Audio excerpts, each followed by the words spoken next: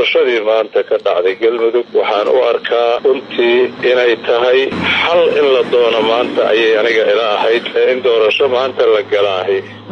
ima muuqan runtii marka anoo muddo badan sanado badan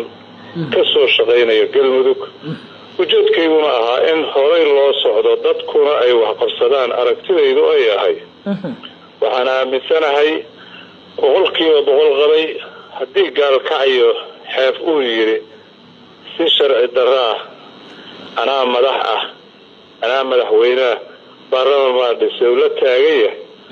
ahlu sunnana dhuusamareeb madaxweyne ay ku doorat garab kaloo saddexaad in looga daba dhawaaqaahay aniga ilama habboonayn waxay ahayd in labadoodana loo yeero dowladduna xal ay raadiso si nidaamkaasi addimadiisa uu isugu taago ugana mid noqdo dowlad goboleedyada arrimahooda masiiriga ahi ka tashanaya dadkana u fulinaya adeeg ay ummaddu rabtana qabanaya khilaafaadka waqtigan dhibaatada iyo colaaduhu jiraanna lasoo afjaro intaas baan anigu qabay runtii waxaanan odhanayaa 3 madaxweyne iyo 3 baarlamaan iyo 3 madaxweyne ku-xigeen aragtida noocaasi aniga ilama toosna runtii waxaanan qabay in wax la xalliyo in wax la toosiyo Ahmed aan ka dhaxgalay yaa sabab waa isleedahay oo sababtay in 3 madaxweyne maamulka uu yeesho sabab waxa waa raggii hore wax ugu dhawaaqay iyadoo 8 bilood ay wax soo socdeen aragtidaasi waxay ahayd khilaaf hordhaca oo la gelinayo dadka maanta marxaladda adag ku jira ee la matalayo dowladuna waxay xaq ugu lahayd dowlad goboleed soo jiray kana soo qayb qaatay in dalka kumeel gaar laga saaro oo dowlad weyn oo aqoonsi la dhiso ayay ahayd dowlad goboleedka galmudug ee marxalada adagna uu ku soo shaqeeyay maanta waxay ahayd in ay isugu yeerto labada dhinac iyo dowladda dhexe labada kulmo khilaafka la joojiyo wixii la dhisayna la burburiyo leeyahay waxba kama jiraan waxaas marka inta la isla dhameeyo wax lagu midaysan yahay marka umada loo dhisay anigu ra'yigaas aan qabaa marka wixii kale oo hadda dhacayna waxaan u arkaa inay yahay doorashadan uu ku soo baxay qoor dabcan lagu doortay maanta maxay kula muuqataa waxay ila muuqataa oo anigu aan u arkaa khilaaf saddexaad oo galmudug ku soo biiray baan u arkaa inay tahay sakeeni karayn inay dadkii deegaanka la matalayay in loogu adeego si hufan inaysan ka soo baxayn baan anigu aaminsanahay waayo hore aan u arkay khilaafaad badan la jiray laakiin natiijada doorasho ee soo baxday badi way taageereen mas'uuliyiinta dowladda federaalka oo madaxweynihii wasaarihii xitaa safaaradii Mareykanka waa ay taageertay qoraalay soo saareen soo moodid in mar hadiiba dawladii iyo beesha caalamka qaybkood ay taageereen in qoorqoor uu yahay madaxweynaha rasmiga galmudug anigu 30 sanadood dalkan joogo baasaboorna ma qaadan dalkana kama bixin dhismo kasta oo la dhisana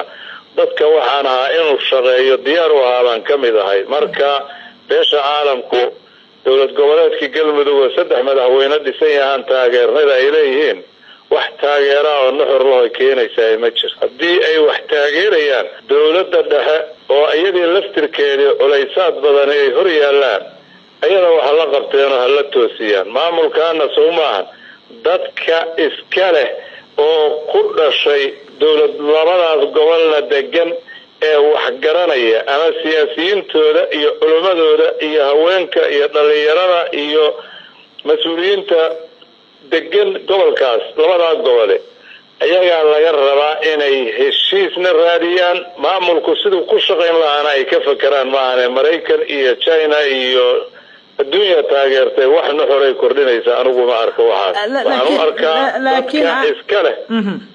ayay taageeradu ka imaan kartaa diidmadu ka imaan kartaa dadku hafiiriyeen waqtiga iyo duruufaha adag iyo dowlad goboleedka khilaafka hareeyay oo rajabeel ku sameeynaya shacbiga inta la fiiriyo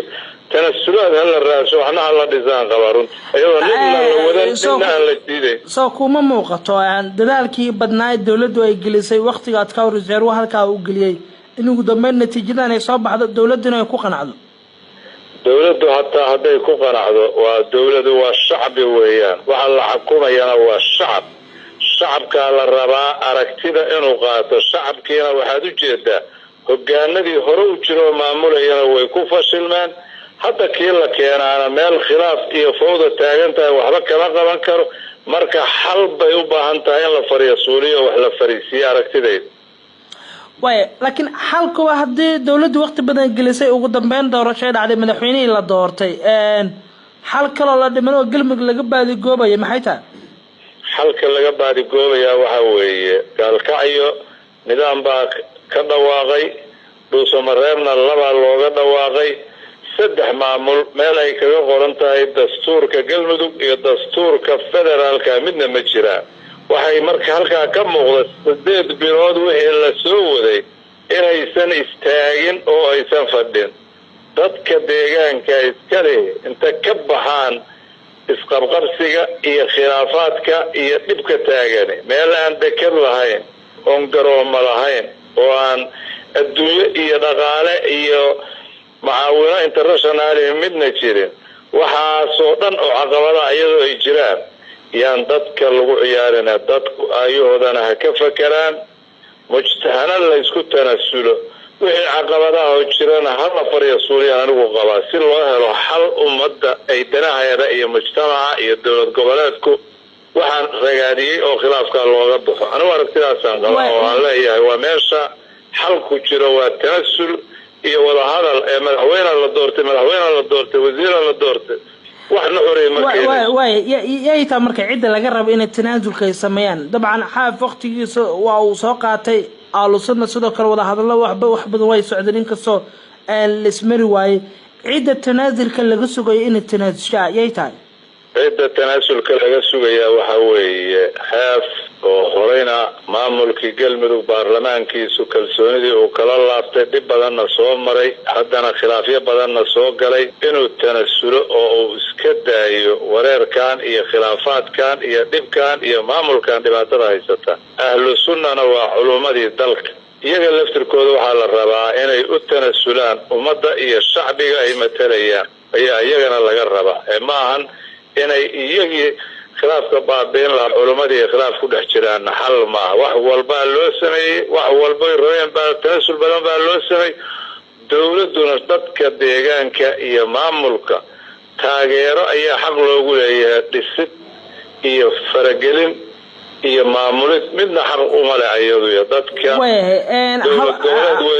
dowlad goboleed weeyo iyaga ayay ka imaanaysaa dhismaha iyo waxa ay rabaan waxaasina dawladdu inay taageertaan laga rabaa iyadoo cadaalad ka dhex noqoto dadka deegaanka oo ay dawladda u tahay iyadana intaasaan faray ugu dambeyn inta marka la sameeyo waxa ka soo dhaxbaxaya xal haba ugu yaraatay ku muuqato dawladda wax lagu amaani karo ay galmudug ka sameysay wallahi intii hadda shaqadu socotay oo ay dawladdu dhaqdhaqaaqyada iyo shaqooyinka ay waday way dadaalayso waxbay qabanayso shirarbay ku dhex jirtay oo madax badan baa meesha tagaysay laakiin sidii maamulka galmudug loo rabay inay u fariisiyaan mar haday u fariisan weysay waxa muuqanaya fashil siyaasadeed baa muuqanaya laftirkeedii marka waxaan rabaa marka fashilkaasina dawladda u sababa fashilkaasina dawladda laftirkeeda saameyn bay ku leedahay waxaan qabaa dadkan